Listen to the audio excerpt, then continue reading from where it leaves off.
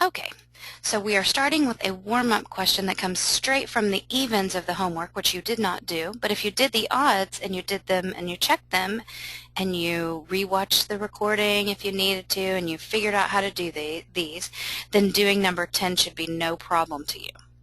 So if you did what you should have done about your homework, then this should be no problem to you. So if I were to ask you, what's the first thing I need to do to find the percent of change? Anybody know the answer? Tell the whole group.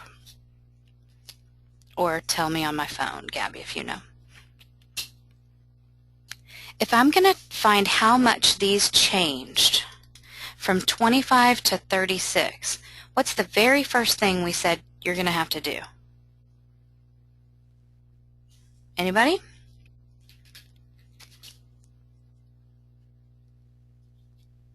How do you find the difference between 25 and 36?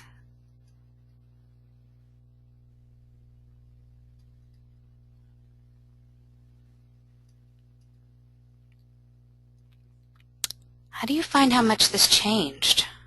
What's this change right here? Isn't it the difference?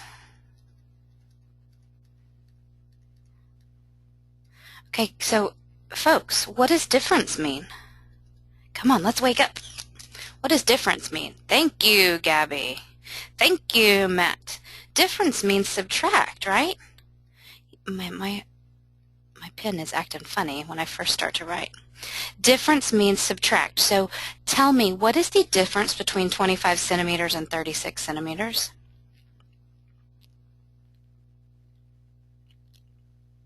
Thank you. It's 11 centimeters. Good, Matt.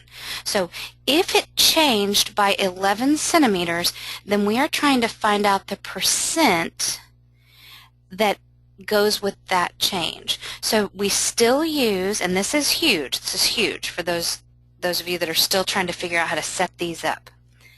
Part over whole equals the percent over 100. You're still able to use the percent proportion on this. In fact, I suggest using the percent proportion on this because it's really easy to see it when it's a fraction equal to a fraction.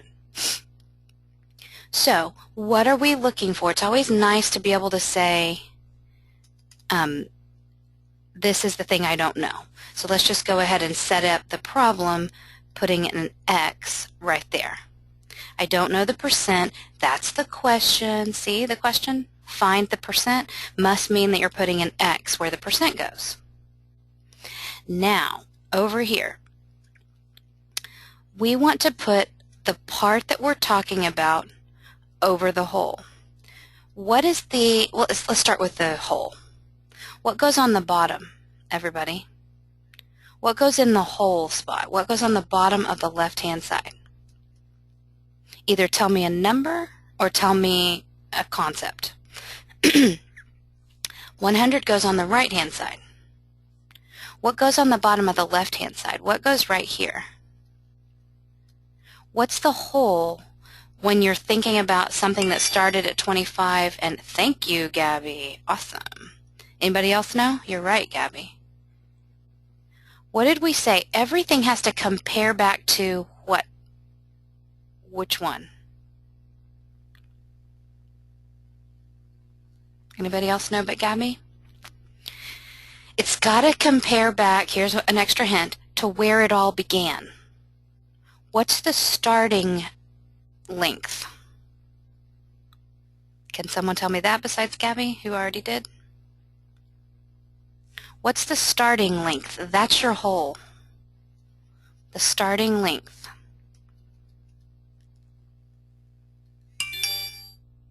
Oh, that's good, yeah. Starting length. Where did it start? It's, okay. So I'm hearing, thank you, Matt, for being involved. Thank you, Gabby.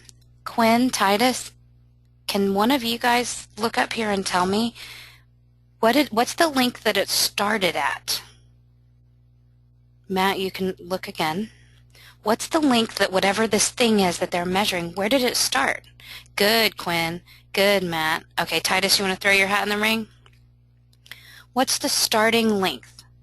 If it was 25 centimeters and it went to 36. Good, Titus. Okay, guys, that's all I'm asking for is the starting length. That's what goes always in your hole.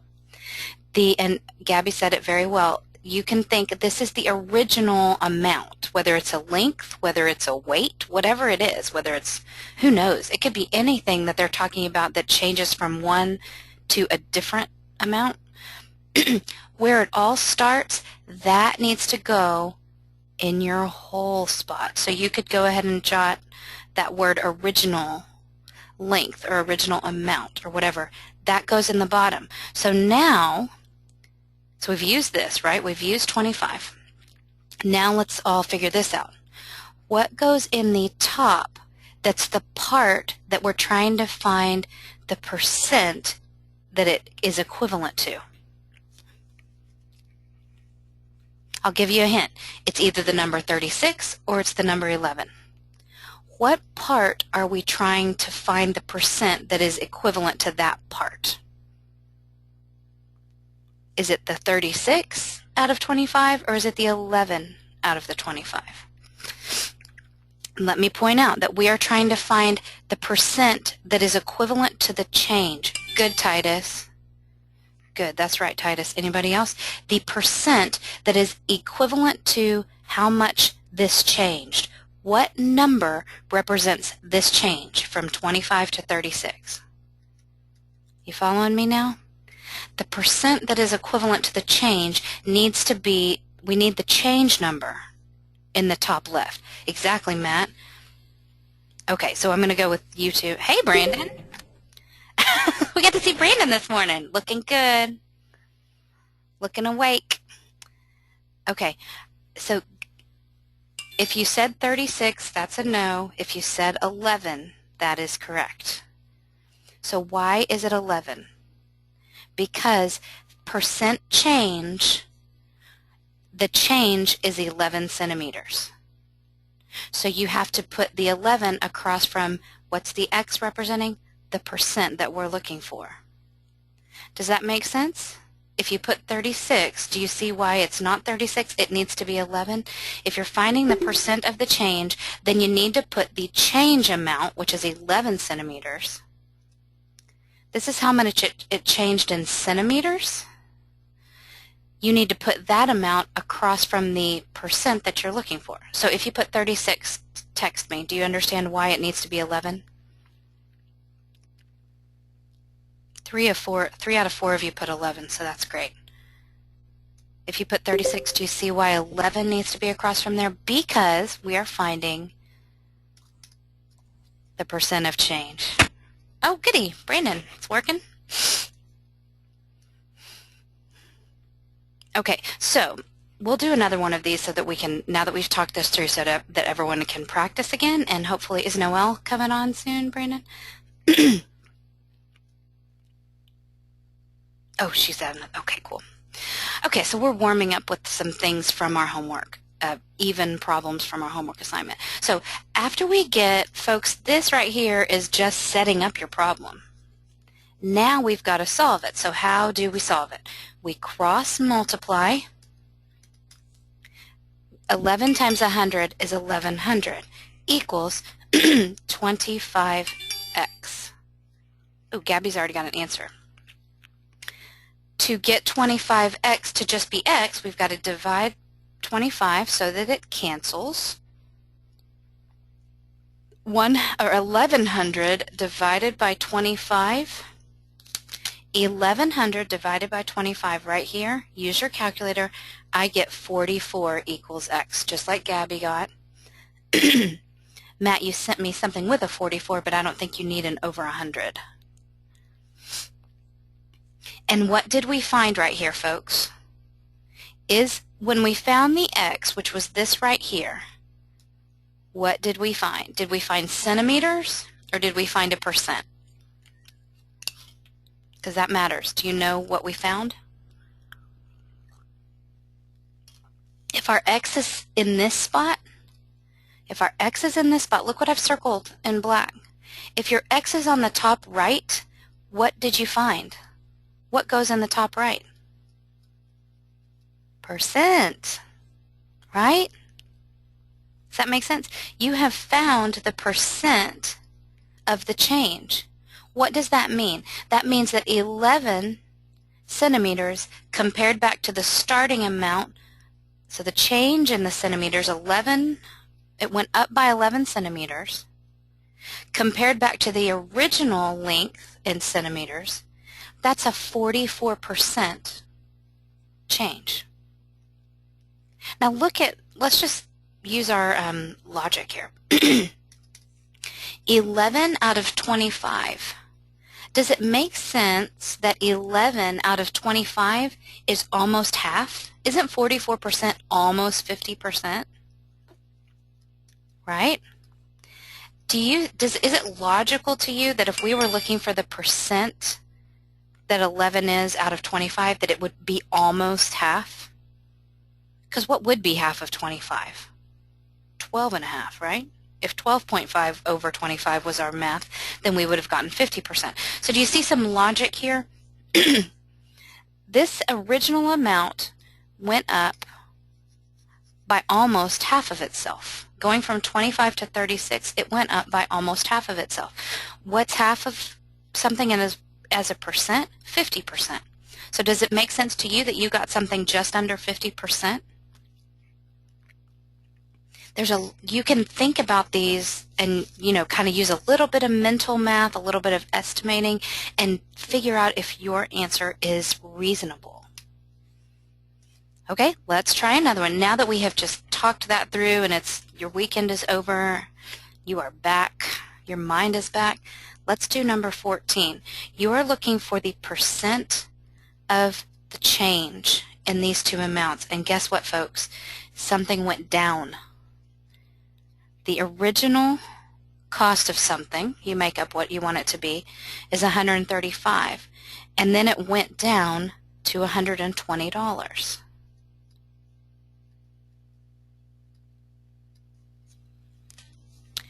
How are you going to find the percent of change? I'll give you a few little hints in light blue.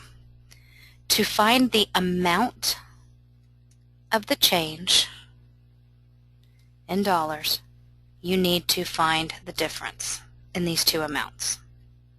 Good, exactly, Matt. Might as well say the word subtract. Difference, subtract, same thing.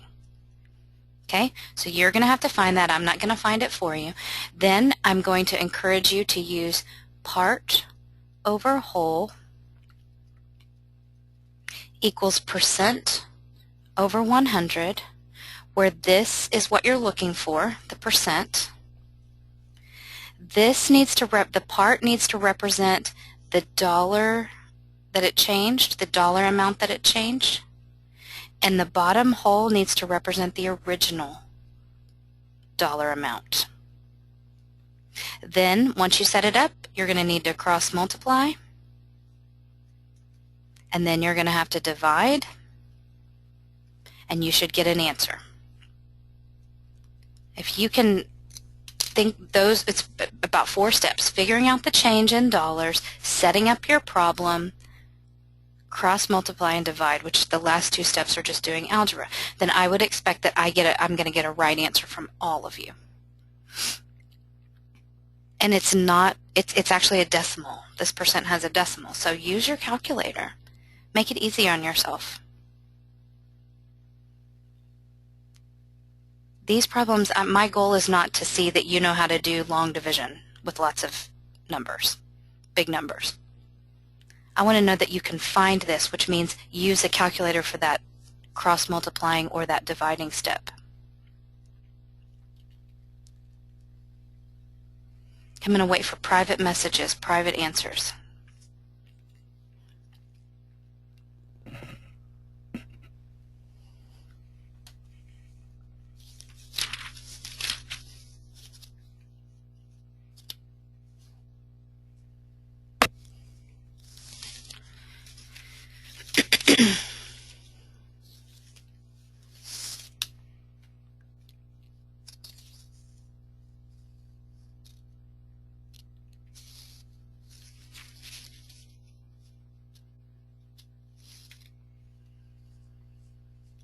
Good idea. Get a calculator.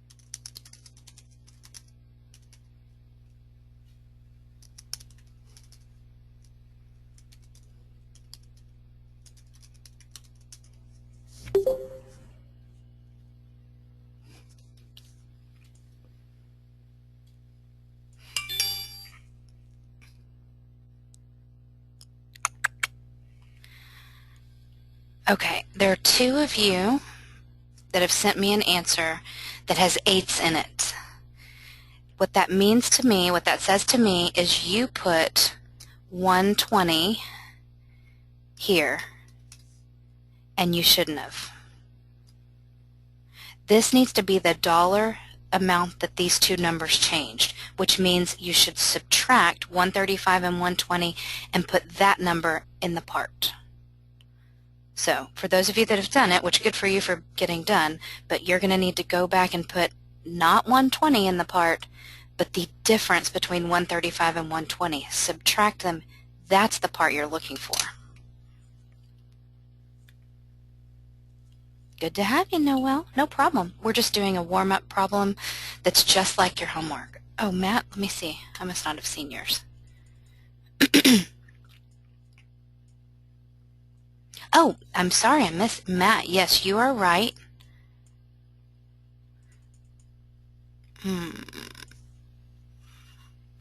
One of you sent me 112.5. I don't know where that came from. I'm not sure where that came from, but that's not correct. So everyone look back at your first steps. Did you subtract 135 and 120 and get a number? And once you got that number, did you put it right there in the part? And once you put that in the part, did you put the original cost there in the whole? The original cost, folks, is $135. That's what needs to be there.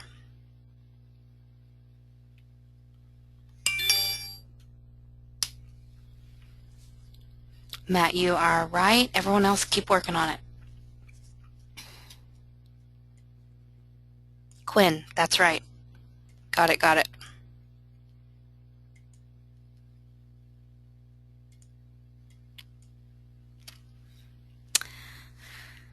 No, the 12.5, I'm not sure where that's coming from. You want to walk me through your steps? You can tell me what you got for the difference. What'd you get for the difference? Right here, when you subtracted. Yep. Did you put that number right here in the part? What'd you put in the whole?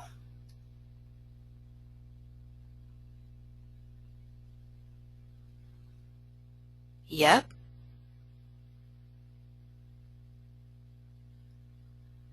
Huh. Did something go wrong with the math?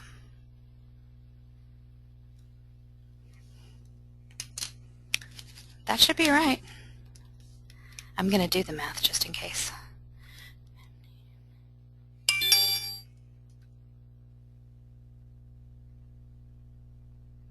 Yeah, Gabby, your second difference is correct. You're right. That's it, Brandon. So what went wrong, Brandon? Just a calculator malfunction? Noel, you're right. And Gabby, go with that number that you just sent me. That should do it for you.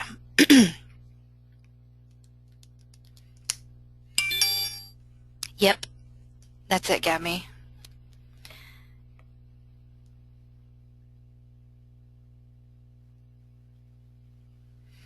Okay, so good. Okay, so Brandon, now you've gotten it. Noel, Gabby, Matt, you got it long ago. Quinn, you've gotten it. Titus, how are you? How you doing?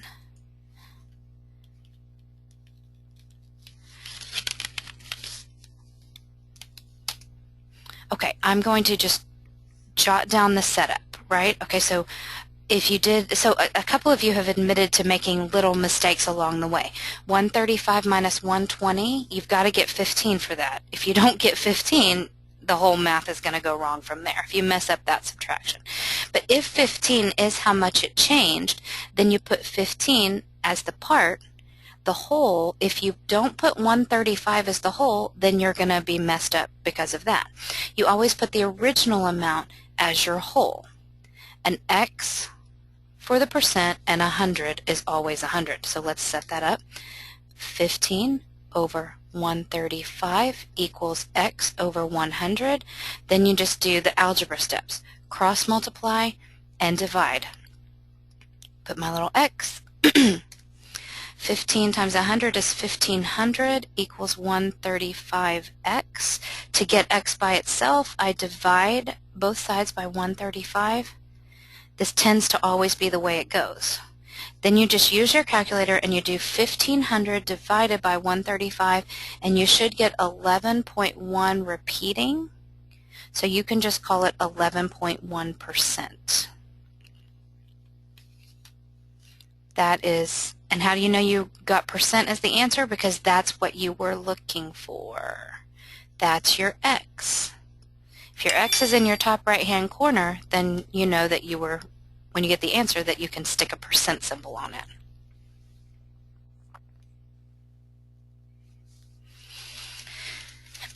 Okay, how are we feeling about that? Shall we do one more?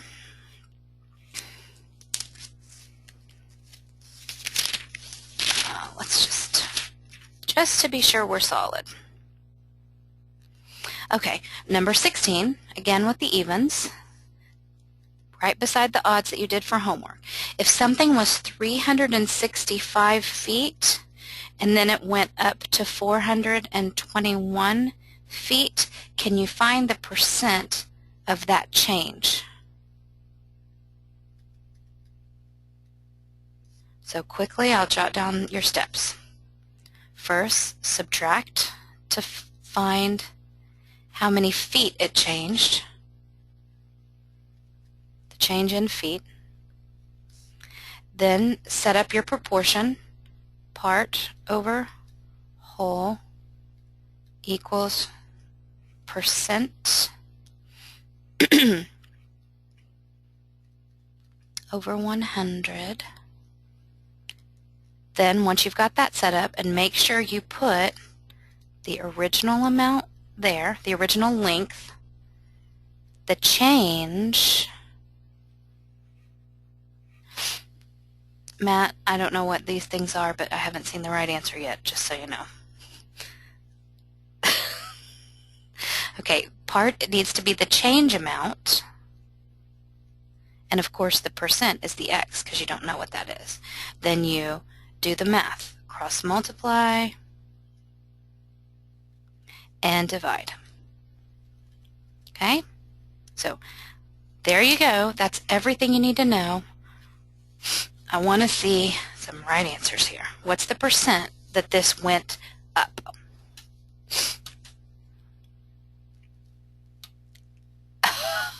Got it. Got it, Matt.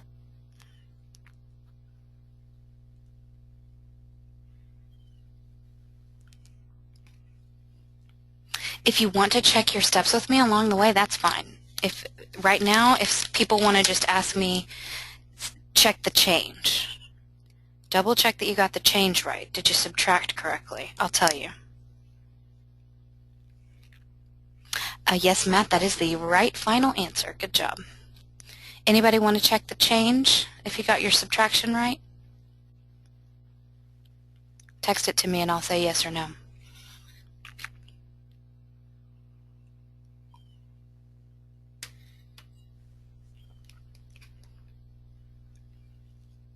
If you want to ask me questions, what do I put in the hole? Am I putting the right number as the original? Just text me the questions and I'll help you through it. Yes, Noel, that is the right answer. This is a crazy decimal. You're welcome to round it to just 1 decimal when you text it to me.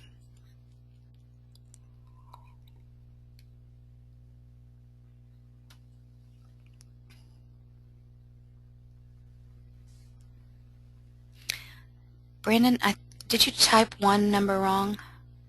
Look at what you texted me. Quinn, that's it. Good.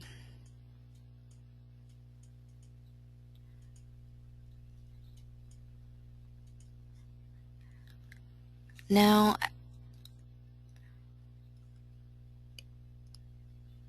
One of your 3's should be a 5. So I don't know if you typed it wrong or if your math is wrong. Yes, Gabby, that's it. Good.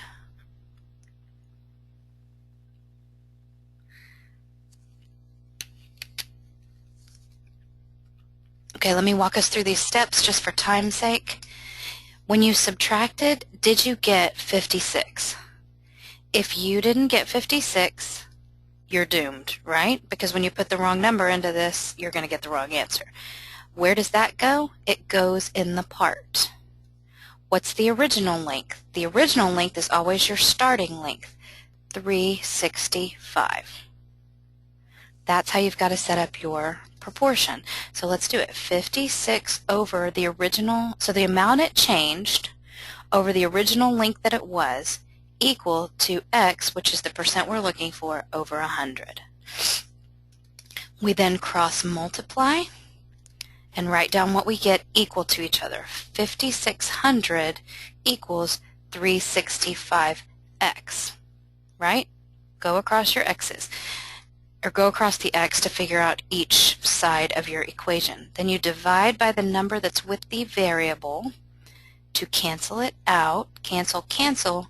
X equals, aha, Brandon, no wonder yours was a teensy bit different. When you put 5,600 divided by 365, you must get something crazy, but you are welcome to round that number.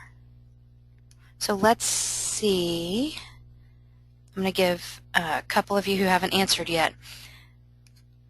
Just put that into your calculator. 5,600 divided by 365. And round it to 1 decimal. What do we get?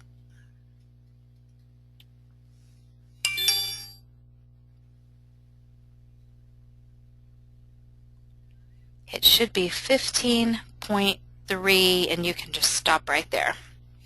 15.3%.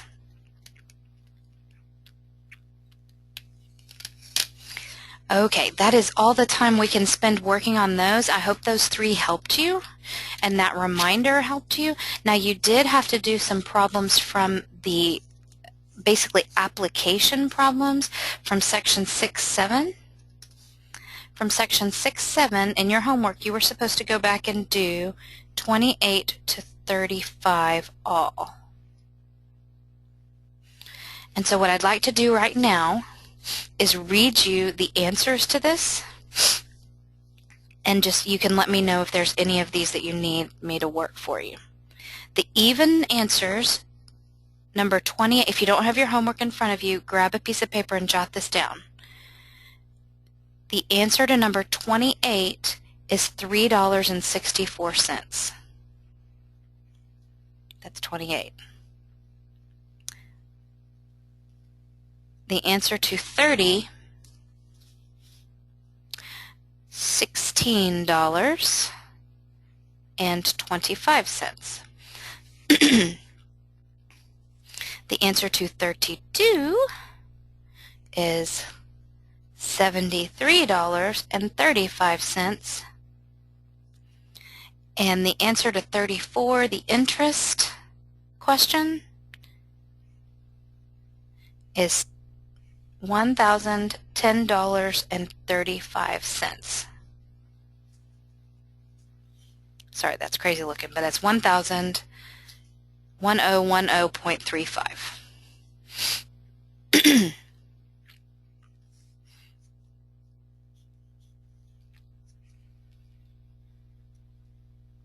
Okay. Any questions on these where you had to figure out discounts, and particularly this one where you had to use interest equals principal times rate times time formula?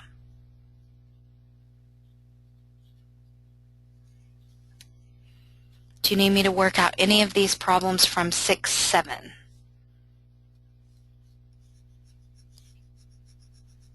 The interesting thing about these, I would say, everything but the interest problem is very similar to what you were doing in 6-8, because we're talking about something is discounted, then you find how much it's discounted and you subtract that amount off of the original price. So discounts and increases in price, these are all a variation on percent change. You just need to know when to subtract, what to subtract, use logic, and how to set up your proportion, the percent proportion.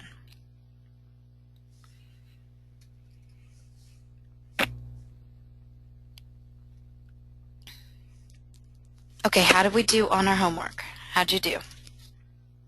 Let me hear from everybody. An honest answer. Remember, I had a New Year's resolution to be on a diet, and you have a New Year's resolution that I asked you to take on. That was to do your homework. Could have done better. Decent, I guess. Okay, so these are medium answers. Really good. I love that one. That's good. Is everyone, tell me this, how are you guys getting with having this memorized? Okay, I'll go with okay. Part over whole equals percent over 100. Is this memorized yet? Is this in your memory? Good. I hear from 2 of you that it's in your memory. Good. 3 of you that it's in your memory. Ooh, that's 50%. Ooh, 4 of you that it's in your memory. Now we've got 4 out of 6. Quinn, Titus, how are y'all doing on this? Is this in your mind? Something good. Okay, good, Quinn.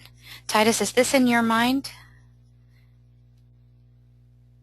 Oh, okay, so gotcha. Well, when you look at this right now, does everyone think this makes sense?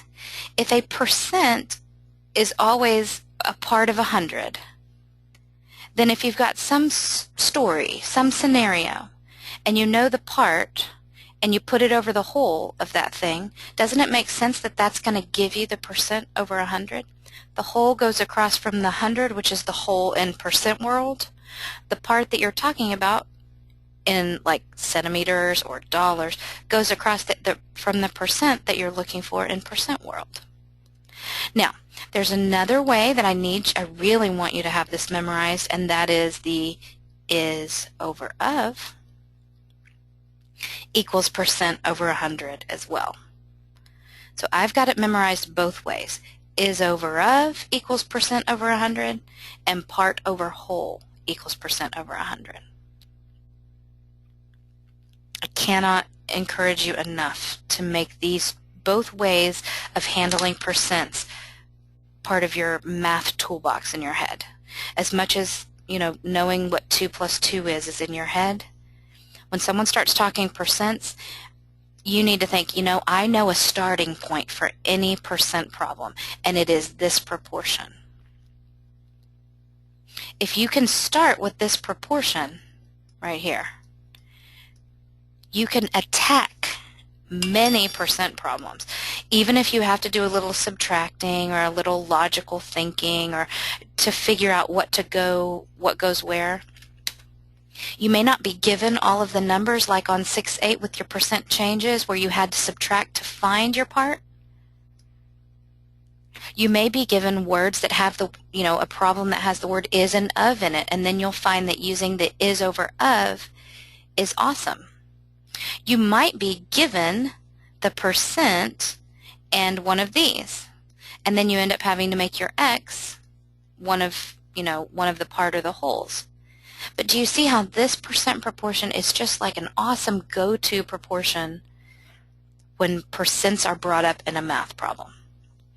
That's why you need that memorized. Can't say it enough. And this is going to be a big deal on your test, which is this Friday.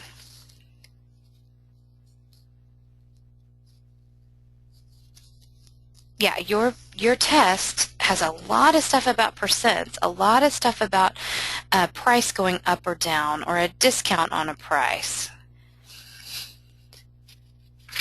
or is and of being in the problem, including a percent. You've got to have this proportion in your head. Okay? You got me on that? It's going to help you so much after this year as well. It's going to help you forever. Okay, are you ready to attack something new? Today we're going to do something that I think is kind of fun. Have any of you worked with 6-9 is, let's jump, jumped, probability. Have any of you worked with commence attack? Awesome. Any of you worked with probability before? You think it's kind of fun? Like, what are the odds of rolling, flipping a coin and getting the heads? Or what are the odds of rolling a die and getting 6? Those types of things. Yeah, I think it's kind of fun.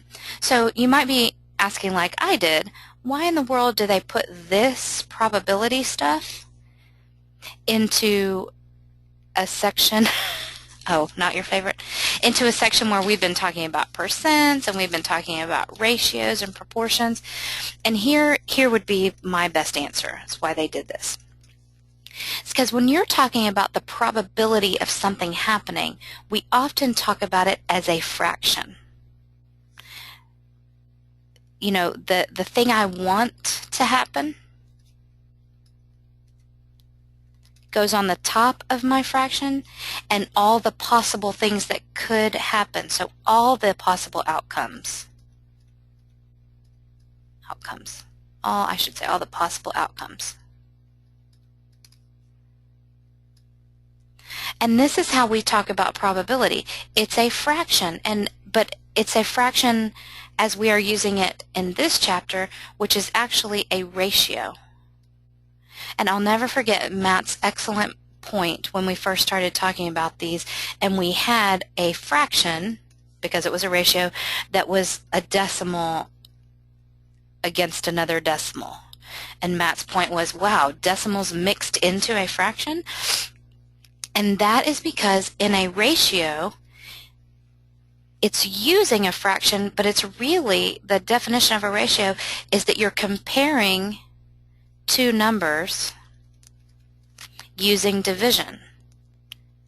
And what's the easiest way to show division now that we are algebra students is with this fraction bar. The fraction bar is a division symbol. So in probability, where we say the way to figure out the probability of something is to make a fraction where the top of the fraction is the thing I want to have happen, and the bottom of the fraction is all the possible outcomes. That's comparing two numbers. They could be weird numbers, and we put it into a fraction because we're comparing using division, which is the definition of a ratio.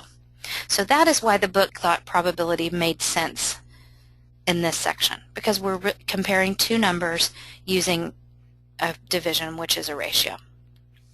Okay, so let's make sure, there are a couple of kind of vocabulary words that we need to make sure that we are on the same page about.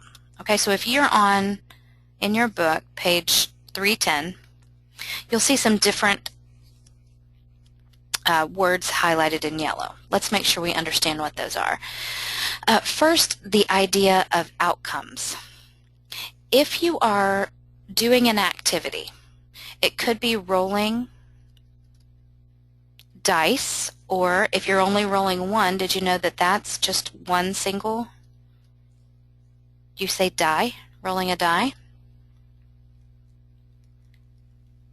Then the outcomes, our number of outcomes would be all the different ways that could turn out. So you think about it. How many outcomes are there when you roll one die, a die? Not dice, but die. Good, Noelle. Anybody else? Okay, the outcomes are all, it's the denominator of the number that you just sent me, Matt. Good, Brandon. So the answer to my question of how many outcomes are there when you roll a die, think about it. Just a die, one die, you could get 1, 2, 3, 4, 5, or 6. Does everyone agree that those are all the outcomes? Meaning if I had to count those outcomes and say the number of possible outcomes, the answer is 6. Does everyone, even if you didn't answer me, tell me, does it make sense that if you're rolling a die, there are 6 possible results? Okay. What if you are flipping a coin? Good, Noelle. What are the number of outcomes when you flip a coin? Good, Brandon. Let's hear from some more of you.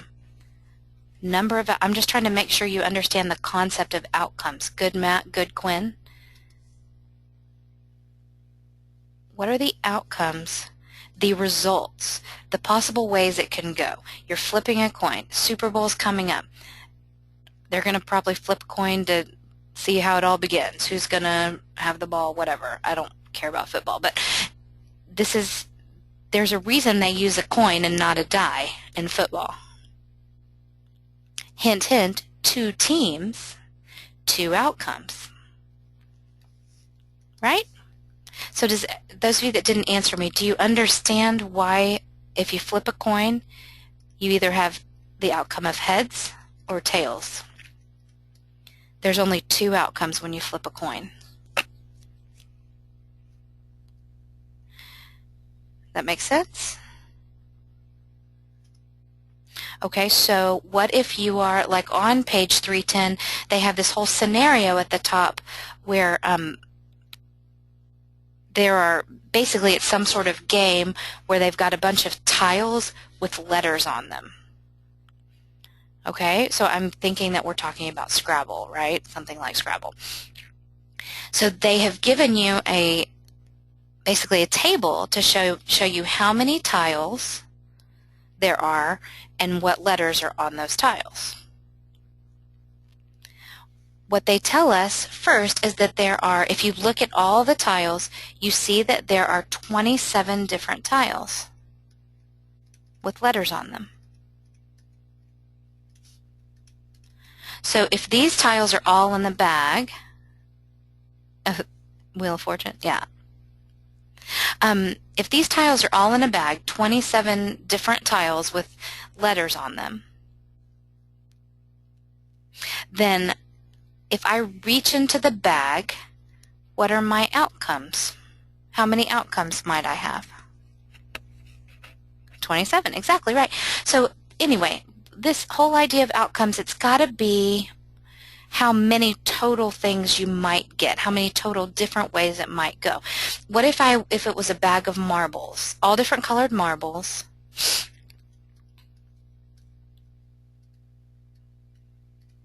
and there are 10 marbles, then there are 10 outcomes, right? Does everyone follow that? Okay, so that's the idea of outcomes, all of the possible results you could get. And our outcomes, our total possible outcomes, all of our possible outcomes are going to be on the bottom of our fraction. And do you see how this feels almost like the idea of percents?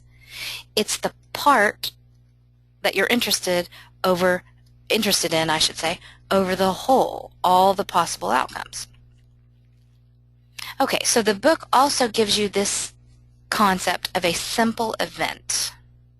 A simple event is just one outcome that you might be looking for. So it's not complicated. It's not rolling the die and then rolling it again or doing multiple things in a row. That's more complicated. But just simply this. If I'm rolling the die, to get 2, which looks like 2 dots. That's a simple event. I'm simply rolling the die once. I'm hoping to get 2. And how do I write the chances of me getting 2? I set up a fraction where it's the outcome I want. What are the chances? How many outcomes are the one I want over all possible outcomes?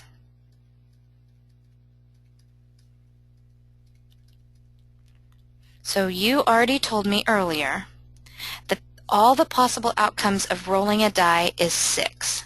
1, 2, 3, 4, 5, or 6. Those are all the outcomes. How many are the one I want? How many of them are the one I want? I want 2. Good, Matt. I want 2. Look at the outcomes. 1, 2, 3, 4, 5, or 6. How many are the one I want? Someone besides Matt, tell me. Good, Noel. Oops. Sorry. Turning off my phone.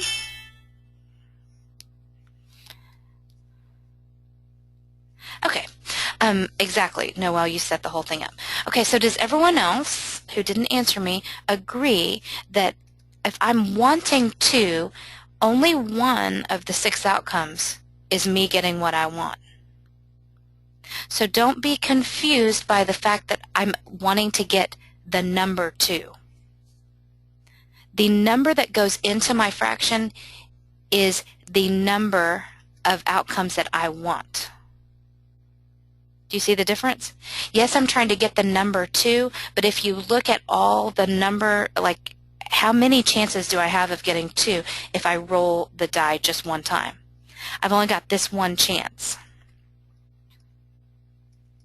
So don't be confused by questions that ask you, something like this. We're trying to get the number 2. Don't put the number 2 as your number of outcomes. Count how many chances I have of getting 2. There's only one chance of getting a 2. It's that one. If I get 1, 3, 4, 5, or 6, none of those are the outcome that I want. There's only one chance out of 6 that I'm going to get a 2. Does everyone see that that is showing me the probability?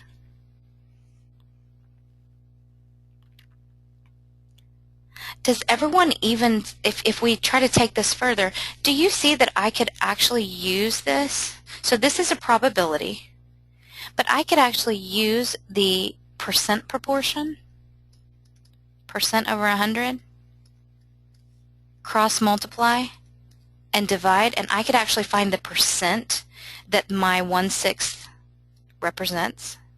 Do you see that connection? A 1/6 is the probability as the fraction, but I could use the percent proportion, set them up across. 1/6 equals the percent over 100, and I could figure out that 1/6 is, what is that? 100 divided by 6 is what it really comes down to. 16.6%. 1/6 is actually 16.6, repeating, percent of me getting a 2. Yeah, right? So that is, I guess, just more connection between percents and probabilities. So let's talk about more scenarios of finding probabilities. Let's see. Okay, example 1 from your book. And by the way, I'm looking at the book. They call a die a number cube. So there you go. That means a die. Only one dice. You're used to the word dice. That's more than one. If you're rolling one number cube, it says, what is the probability of rolling a prime number? I know math books have totally thrown out anything connected to dice, right? What's the probability of rolling a prime number?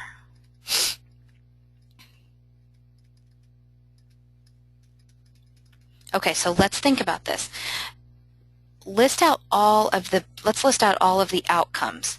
1, 2, 3, 4, 5, 6. Which of these numbers are prime? I'm going to mark them in blue. Do you remember the definition of prime? Okay, so one weird thing, 1 is not considered prime. It's not considered anything, so it doesn't get to count in prime. So prime is something that can only be divided by itself and the number 1. So 2 fits the bill, right? 2, the only factors of 2 are 2 and 1. What about 3? Is 3 prime? 3 times 1 is the only factor pair that works with 3, right? So 3 is prime. What about 4? Is 4 prime? What do you say, yes or no? Good, Quinn. You're right, it's not. 4 is divisible by 2. It's 2 times 2, or 1 times 4, meaning that it has other factors besides itself and 1. What about the number 5? Is 5 prime? Yeah, good, Quinn. Good, Noel. Good, Matt. 5 is prime. What about 6? Is 6 prime? Good, Quinn. Good, Brandon. Exactly. 6 is not prime. Do you remember the word for numbers that are not prime? Anyone remember that word? Just a quick math thing. It's the word composite. If something is composite, it's made of more than one thing. Like wood, composite wood. It's like a bunch of woods being, slathered together with glue or something. So a prime number it's very pure, just itself and 1. Okay, so now let's set up our fraction that is our probability. And remember, the book would even say, I'm looking at the book's definition, to set up the probability, it's the favorable, they say the favorable outcomes, which means, like I said a minute ago, what I'm looking for, what I want, over all the possible outcomes. The number, and just to make this even more clear, the number of favorable outcomes over the number of total possible outcomes. Okay, how many of these numbers are prime? What do I put in the top of my fraction? How many of them, if I want to roll a prime, how many of them are prime? That's my favorable outcome. What am I putting in the top of my probability fraction? I want primes. How many chances of getting a prime do I have? Good, Noel. Anybody else? Brandon jumping ahead. But you're right. Okay, does everyone see that if I'm looking for primes, I have this chance, and this chance? If I get 2, 3, or 5, I would be getting a favorable outcome, which means 1, 2, 3 of the outcomes are favorable. Good, Gabby. 3 of my outcomes are favorable. I put 3 as my top number. Again, I'm not putting 3 because the number 3 is prime. I am putting 3 because I counted in blue 1, 2, 3 of the outcomes are what I'm looking for. Does that make sense? So you've got to be careful. If they're asking about numbers in your outcomes, it's not what number are we looking for, it's count the number of outcomes that are what you want. That's where the 3 came from. 1, 2, 3 of the possible outcomes are prime. What are the total outcomes? 1, 2, 3, 4, 5, 6. That's where my probability comes from. Now what is this fraction screaming at you to do? 3/6. Is anyone else feeling like this must be reduced? Well, you absolutely can reduce your probability fractions and make it 1/2. Does that make sense? So just like many other situations where we use fractions. You're welcome, if the fraction is reducible, if you can make it simpler and reduce it, go ahead and reduce it. So what is the actual answer to what's the probability of rolling a prime number? The answer would be you've got 1 out of 2. Your chances are 1 out of 2. Does anyone know what percent that would be? 50%. 50% chance of rolling a prime number. Okay, if you do not have your book but you've got it handy, you are really going to want to open it to do example 2 because it is I cannot write this table on the board. Example 2 has given us a scenario where 2 number cubes are rolled. 2 number cubes. Now, you may be thinking that, okay, that is, if I roll 2 number cubes, that's 6 possibilities and 6 possibilities, so that must be 12 possible outcomes. But that is not true. When you are rolling 2 die, 2 number cubes, you could get a 1 on the first cube and a 1 on the second cube. You could get a 1 on the first cube and a 2 on the second cube. You could get a 1 on the first cube and a 3 on the second cube. Do you see what's going to happen? You get a 1 on the first cube and get 4, 5, or 6 on the second cube. So you actually make a chart, and that's what they've showed us they've made the chart in the book, that what if the first cube was 1s and it got and we figure out all the outcomes with the second cube being a 1, the second cube being a 2, 3, 4, 5, 6. What if the first cube is a 2? Then you pair it up with all the with the second die getting 1 through 6. What if the first cube gets a 3? Then you have to pair the first cube being 3 up with all the possible second cube outcomes from 1 to 6. You got to do it with 4 with all the second cube outcomes, 5 with all the second cube outcomes, and 6 with all the second cube outcomes. Do you see how rolling 2 number cubes actually has given you 36 possibilities? Where did I get that number? If you can't see if you don't have the book open to page 311, then let's think this through. If the first cube is 1, it could end up with all 6 options on the second cube.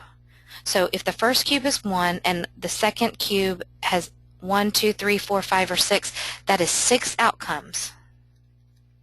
Just with the first cube being 1 and the second cube being, consider all 6 outcomes for the second cube. But do you see, if the first cube was 2, you still have to consider that the second cube could have been all 6 of the potential outcomes from 1 to 6. Same with if the first cube is 3, you've got 6 outcomes. If the first cube is 4, you've got 6 outcomes. The first cube is 5, you've got 6 outcomes. And if the first cube is 6, you have 6 outcomes. Now, if you think it through that way, does everyone agree that we have thought of all possible outcomes? All outcomes of rolling 2 number cubes would be covered in this kind of chart. Does everyone agree? Is there something that I possibly have missed if I lay out all of these outcomes? 6 times 6, which is 36 outcomes. Does anyone think I'm missing anything if I do it this way? Very systematic table. Let the first one be all 6 things and pair it up with the second one being all 6 things. Then I think I have thought of all the possibilities. If every row has 6 possible outcomes and I've got 6 rows, then do you think that it makes sense that there are 36 possible outcomes, basically 36 ways to pair 2 number cubes being rolled? Awesome. Okay, so Brandon agrees with me. Awesome, awesome. Okay, so you see how when it gets more complicated,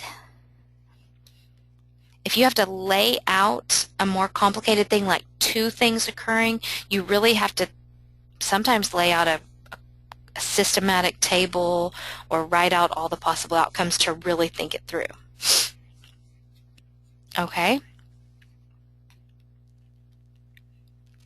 And you know what? I see another word that the book wants us to make sure we understand.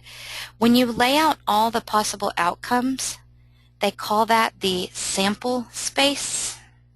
Just so you know, if you see that word, sample space. My table that I kind of started, that the book has the whole thing, that table is the sample space. But look back one page. When I listed all 6 options for rolling one number cube, 1, 2, 3, 4, 5, 6, that's a sample space. Okay, so just so you know what they mean. When you write out all the options, let's go back to flipping a coin. Did I do flipping a coin? Heads or tails. That is the sample space. So that's what they mean when they use the word sample space. Writing out all the possible outcomes, just kind of listing them out, you have a sample space. Okay, so now that we all agree that if you're rolling 2 number cubes, that there are 36 outcomes, then I know that that's going to be the denominator of my probability fraction. Okay, now here's the question in example 2. Suppose the 2 number cubes are rolled. Find the probability of rolling an even sum. What do they mean by that? Let's look at my start of making the chart. Or if you are looking at the book, please look at the book on page 311. When they say an even sum, they're saying, look at the 2 numbers that come up. 1 plus 1 equals 2. There's an even sum. 1 plus 2 equals 3. Not even. 1 plus 3 equals 4. Even. 1 plus 4 would have been a 5, so that would not be even. And if you can look at the book and see the entire chart, you might start to see a pattern, but let me keep going and see if you can see the pattern even with mine. If we do the second row, 2 plus 1 equals 3. That's not even. 2 plus 2 equals 4. That is even.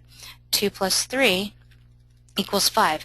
Not even. But the next one, 2 plus 4, is going to be even. Is anyone catching a pattern? Let's go to the second row, or the third row. 3 plus 1 is even. 3 plus 2 equals 5. Not even. 3 plus 3 is even, but we'll have 3 plus 4, which will be 7, and that'll be not even. And it keeps going like that. Do you see the back and forth pattern here?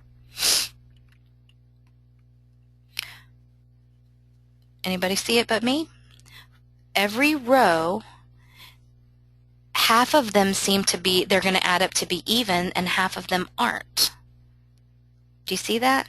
4 plus 1 is 5. That's not even, but 4 plus 2 is going to be 6. That is even. And then 4 plus 3 is going to be 7, and that won't be even. So on every row, it looks like 3 of them are going to be even, and 3 won't. The first row, it's even, odd, even, odd, even, odd. The second row is odd, even, odd, even, odd, even. But I'm seeing that of each row, 3 are going to give me an even sum. Sum means when you add them. So if there's 3 on every row that are an even sum, tell me how many total are going to be my outcome that I want, which is what we call the favorable outcome. 3 on every row. So how many total are going to be what I want, which is an even sum to the 2 answers that I get on the number cube. Anybody see it? If every row is going to have 3 with even sums, and I've got 3, 3, 3, 3, 3, 3, 6 times, what's 3 times 6?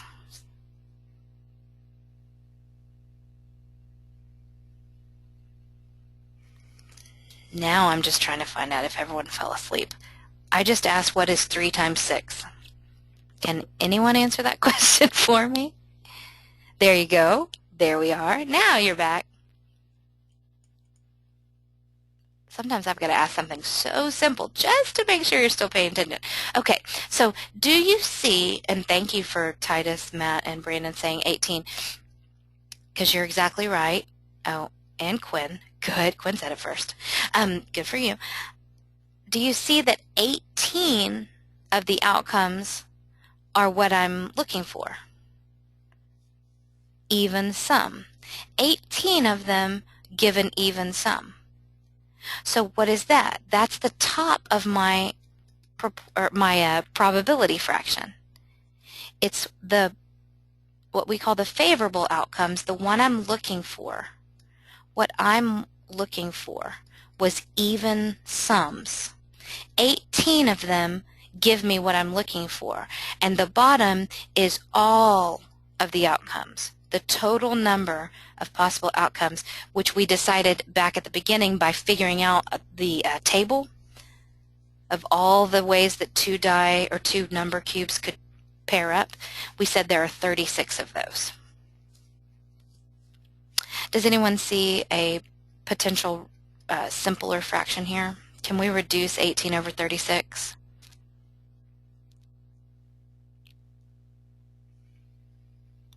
(18 over 36). Anyone? Can anyone reduce this fraction? 18 over 36 is actually much simpler said or written as,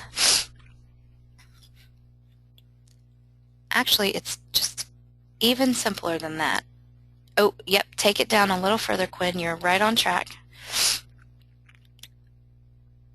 Yep, okay, Quinn, we're going with you. It's 1/2. So you that said something else, just maybe double check your math. 18 is actually half of 36. But if that doesn't just come to you, then start dividing everything by numbers that do come to you. 18 and 36 are even, so half them. 9 over, what, 18? Now 9 over 18, you might guess, it might see very quickly that it's a half. But if you don't, divide them both by 3 and keep reducing. Okay, now there's one more concept that the book wants us to understand. What we have been talking about is the situations that we've been talking about so far. These are called theoretical probability, and I guess basically what that means is, in a perfect world, if you're rolling a number cube, let's say, in a perfect world of rolling a number cube, then you're going to get a 1 out of 6 times, and a 2 1 out of 6 times, and a 3 1 out of 6 times, and then it'll start over. After you've gotten all the choices, 1, then 2, then 3, then 4, then 5, then 6, then hopefully it'll start over and everything is just even.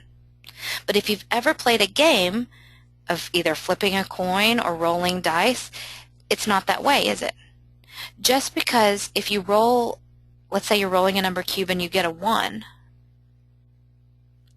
could you roll it again and get a 1 the very next roll? Could you? In real life, just because you roll a 1 doesn't mean that the next roll couldn't be a 1 again. Because in real life, the die doesn't know, or I should say number cube doesn't keep track of the fact that it just rolled a 1. It seems, you'd think it would be a lower probability, but it actually isn't.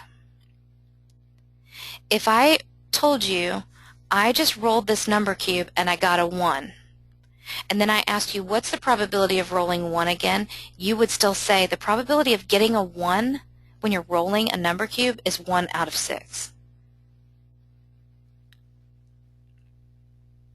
Now Brandon, good, your point is well taken. here's where the probability goes down. If what I'm demanding or what I'm wanting to happen, and this is jumping a little further, this is not what our book is going to test you on or ask you about, but if the question wasn't what's the odds of rolling a 1 with me telling you I just rolled a 1, if the question was I want to roll a 1 2 times in a row, now that's where the odds go down. If I'm wanting to roll a 1 2 times in a row, and again, this is jumping beyond what the book wants, but you actually have to say the odds of rolling a 1 on the first try are 1/6. The odds of rolling it on the second try are also 1/6, but to find the odds of rolling it in a row, you end up multiplying it together and you get 1/36, and that is not very good odds.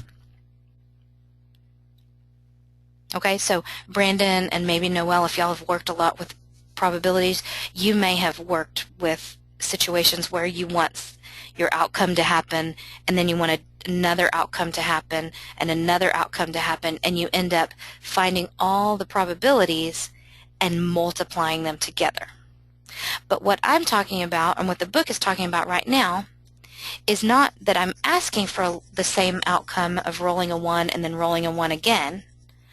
I'm just telling you that I just rolled this die, this number cube, and I got a 1. That's just information. It happened.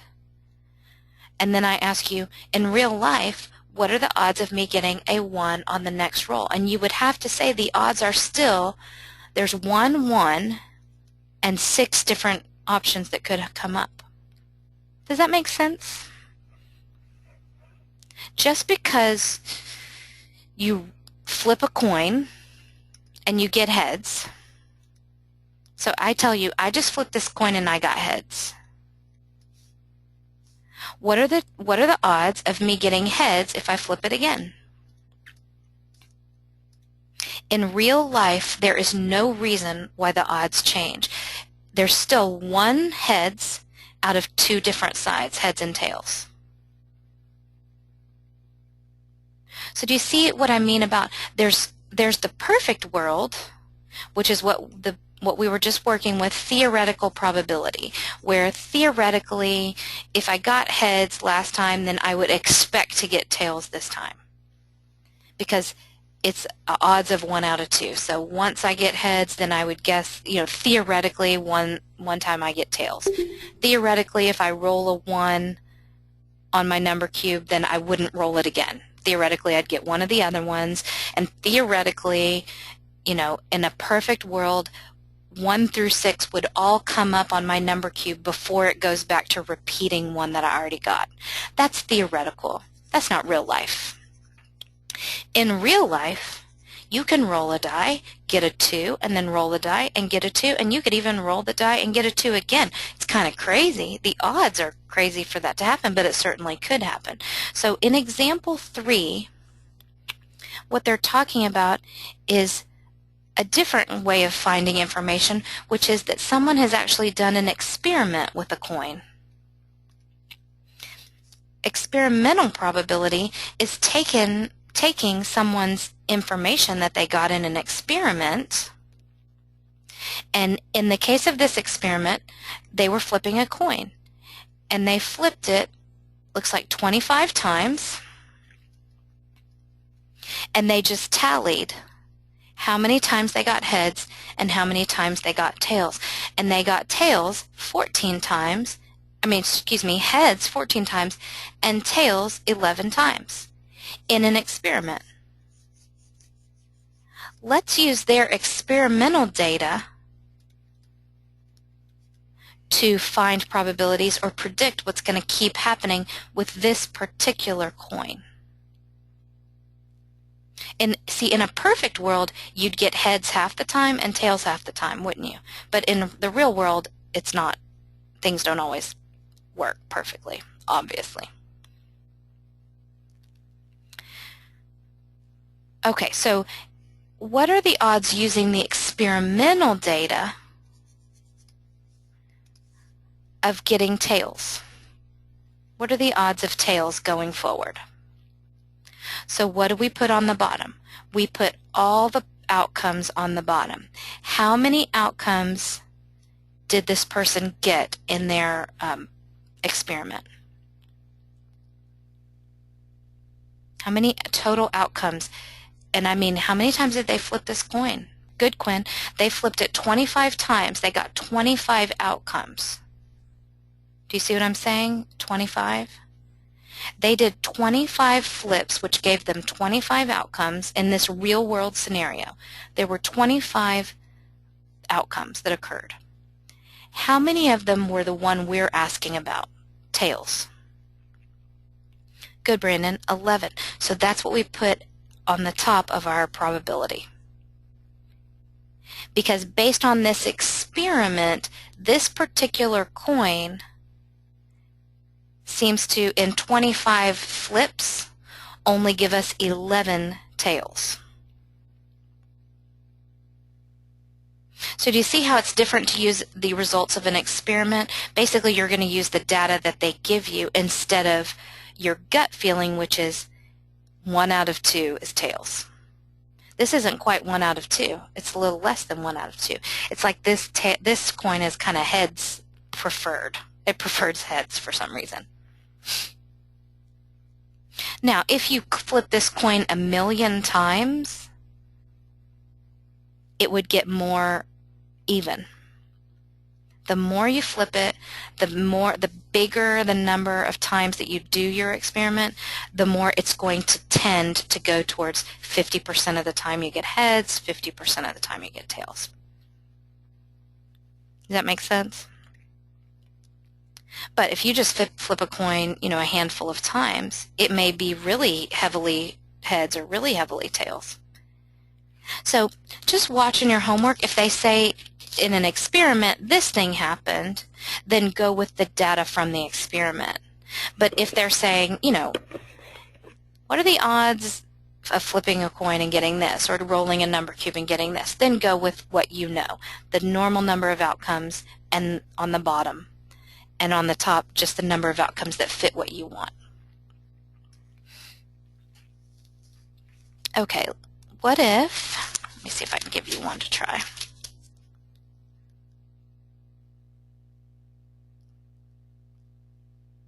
Okay, so here's one for you to just tell me the probability fraction. Suppose that you're rolling just one number cube. So your options are 1, 2, 3, 4, 5, or 6 to come out of it. What's the probability of getting 4 or 5?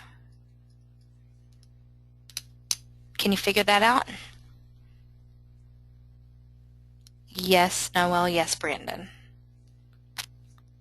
Anybody else? So of all the outcomes on a number cube, I'm saying my favorable outcome is getting a 4 or a 5. So how many is that? That goes on the top. The number of outcomes I like goes on the top. The total number of outcomes goes on the bottom. And then this particular fraction can be reduced. Anybody else besides Noel and Brandon?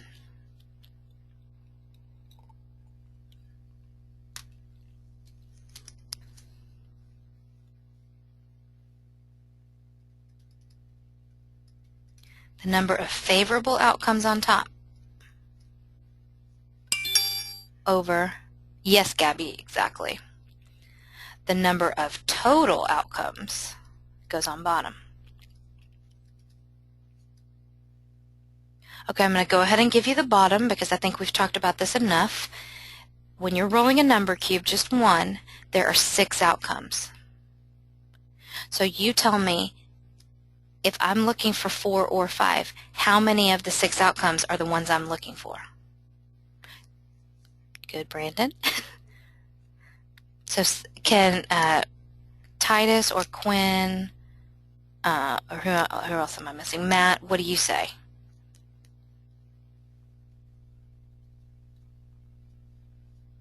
How many out of the 6 are the ones I'm looking for? Not the number 4 or the number 5, but how many fits what I want.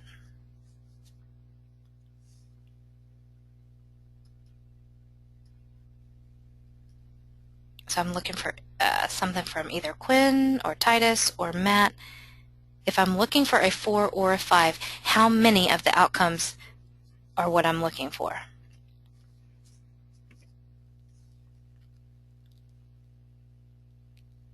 What I'm looking for is the 4 or the 5.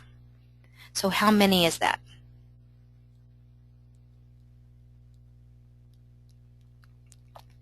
Out of the 6 ways it could turn up, my number cube could turn up a 1, a 2, a 3, a 4, or a 5, or a 6. How many am I going to be happy with? It's not the number 4. How many are the ones I want to see come up? I want to see it be 4 or 5. Okay, thank you, Quinn, for being involved. Matt, Titus, you have anything to say? The answer here, guys, is 2. Do you see that getting a 4 or getting a 5, that's 2 different outcomes? Out of 6 outcomes? Let me list the sample space again. The outcomes for rolling a die, you're going to get a 1 or a 2 or a 3, a 4, a 5, or a 6. There's 6 total possible outcomes, but how many are what I'm looking for? 4 or 5. I'm looking for 4 or 5. So count how many fit what I want. 1, 2. That's the number that goes in there. The number of outcomes that I like. The only outcomes I like are if it rolls up a 4 or I roll a 5. That's only 2 out of 6 possible ways this die could turn up. Does that make sense? So good, Quinn. Thank you for communicating with me. Matt, Titus, does that make sense to you guys? Or have I lost you?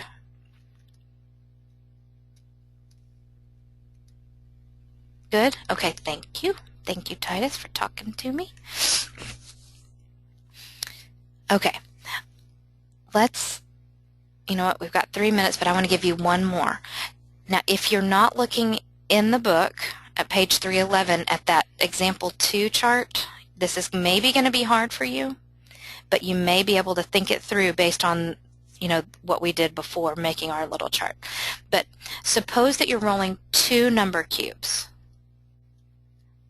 Remember our chart where we had to set it up with the first number cube being 1 paired with 1 through 6 on the second number cube? What's the probability of rolling identical numbers? Rolling 2 identical numbers. So think about this. What I'm saying is, like, one example of rolling identical numbers is if I rolled 1 on the first one and 1 on the second one. Or if I rolled 4 on the first one and 4 on the second one. Good, Noel. Okay, so and let me remind you of this. Our total number of ways this could go, ways these could pair up, we said there were 36. Do you remember that? Okay, so I'm going to go back to that chart, my attempt to draw that chart. Here it is.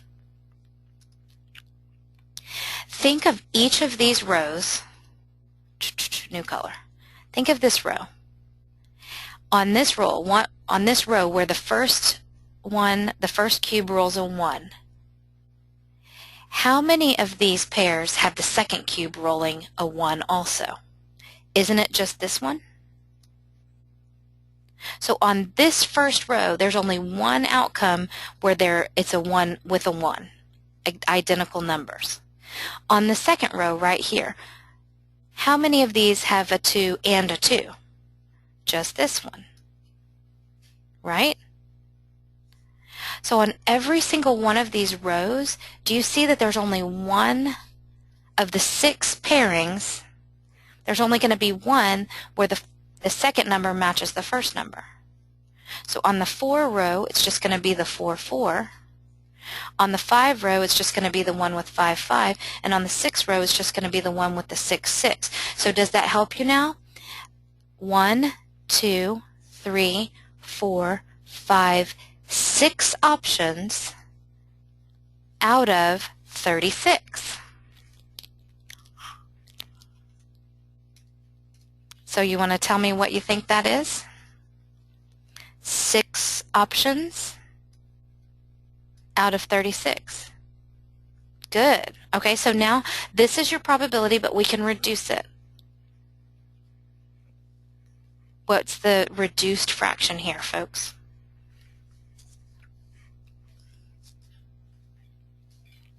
Isn't it 1/6?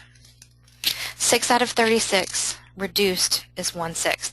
Okay, it is 11:31. Let me get you your homework from 6-9. This is our last section, and then we are going to review Chapter 6. So I want you to do on page 312 to 313.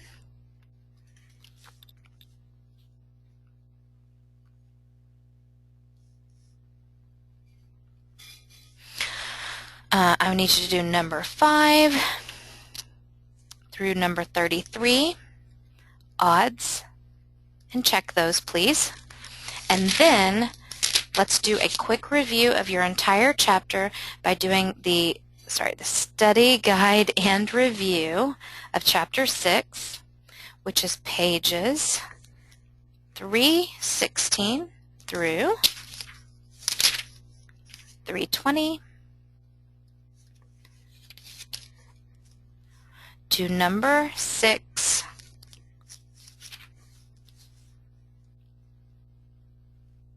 through, let's do number 61, odds.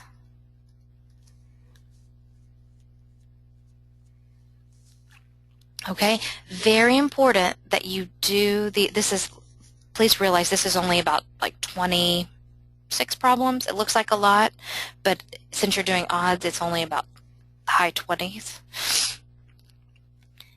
And these, although they're probably about 15 or 14 problems, they are quick. It's making a fraction. It's not doing a long math problem, okay? It's important that you attempt all of this, folks, because on Thursday, I'm going to ask you for your questions about Chapter 6.